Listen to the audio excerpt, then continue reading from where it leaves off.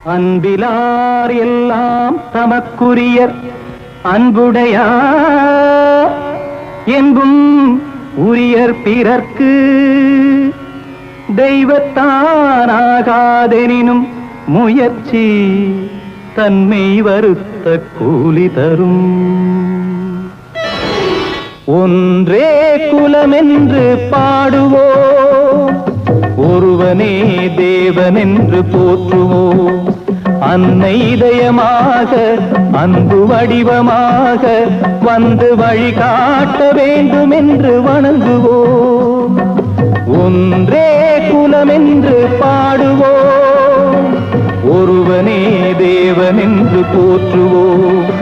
அன்னை இதயமாக அன்பு வடிவமாக வந்து வழிகாட்ட வேண்டும் என்று வணங்குவோம்.